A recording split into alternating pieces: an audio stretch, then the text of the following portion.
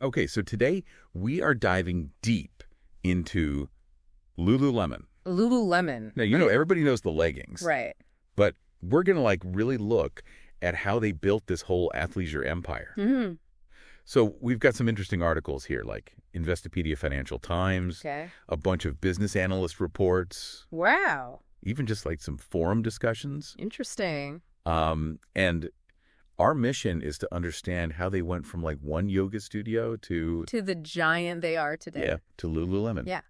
And where they might be headed. Exactly. It's a fascinating story, because they didn't just benefit from the whole athleisure trend. Right. They kind of helped to create it. Yeah. Yeah, they were there at the beginning. So back in 1998, Okay. the founder, Chip Wilson, Mm-hmm.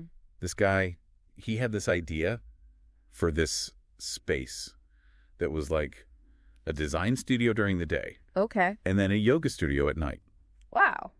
which is kind of a brilliant concept when you think about it. Yeah. Like designing the workout wear and then testing it out in a yoga class. Right. In the same space. Right. It's pretty ingenious. And, that speaks to their focus on practicality and community Mm-hmm. right from the start. Yeah. And that first space actually became their first standalone store in Vancouver, Oh, wow. in Kitsilano. Kitsilano. Yeah.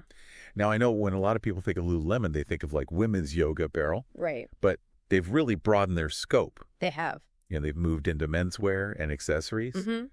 and they're trying to reach a wider audience, obviously. Yeah. And their goal is to double their men's business Wow.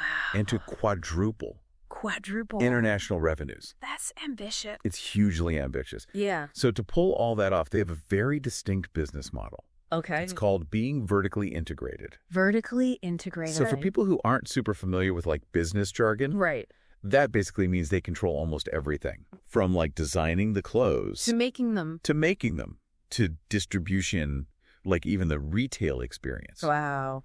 So that vertical integration is why they can keep their quality so high Makes sense. and respond to trends really fast. Right.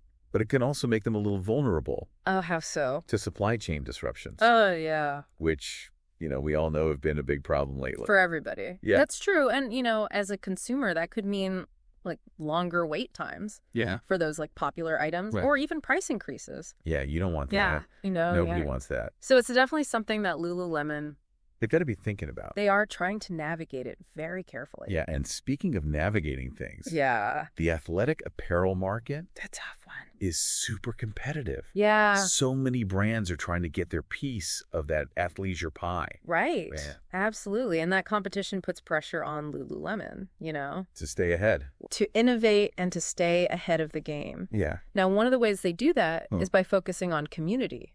Yeah. They've done a really good job of building that sense of belonging. Yeah. Those free yoga classes and the events that they have in their stores. Right. That's a good example. Exactly. It's not just shopping. It's an experience. It is. It's almost like, It's like building a tribe of loyal customers. yeah, like a tribe. Exactly. Yeah. And they become brand advocates for them. Exactly. Like those passionate customers who really believe in what the brand stands for. Right. And they promote it to their friends and family. Mm-hmm. That's powerful word of mouth marketing. It's the best kind of marketing. It is. And this community building could be even more important as they try to Expand. expand their reach, especially with men. Right? It's about changing that perception. Of it being primarily a women's brand. Right, Exactly. So do you think that's going to work for them? I think they have a good chance. They're making some really smart moves. Like what? Well, they're bringing in some really high-profile male ambassadors. Oh, interesting. Expanding their men's product lines. Yeah. And they're even redesigning some stores Wow. to be more gender neutral. Hmm. So I think they're doing the right things. Okay. It'll be interesting to see if they can, Keep that premium image. keep that premium image while appealing to a wider audience. Right. It's a tough. It's a tough balance. Yeah. A delicate balancing act. So their stock price today, November 29, 2024, Okay. 322.05 On NASDAQ. on the NASDAQ, Okay. which seems to show A strong market position. that they're doing pretty well. Yeah. But there are always challenges. Of course. Right. Like we said. Yeah. Those supply chain issues. The supply chain. Those are a real concern. Yeah. And there's always the risk that if they overexpand too quickly, It's fast. it could dilute their brand. Right, dilute that specialness. Yeah, exactly. So what's the big takeaway here? Lululemon's journey From one little yoga studio to this global brand that everybody knows. to this global powerhouse. It really shows how much they value quality, Mm-hmm. innovation, and building a strong community. For sure. But they're growing really fast. Yeah. So can they keep that premium image, Right. that community Yeah. focus, Hmm. and still, expand so aggressively? That is the question. It's a tightrope walk, isn't it? It is. It's something we're going to have to keep an eye on. Definitely. All right, well, that was our deep dive on Lululemon. Lululemon. Thanks for joining us. Today is your lucky day. Today is the day that our $3 website works for you, paying you directly to your PayPal daily. Imagine $3 ongoing continuous payments to your PayPal account. Imagine falling asleep and waking up to $300 in your PayPal account. How would this make you feel? How could this help you? What bills could you pay? What kind of fun could you have? What does that retirement look like now? All for a one-time payment of $3. This website is DFY done for you, fully built and completely hosted, and never stops collecting payments for you.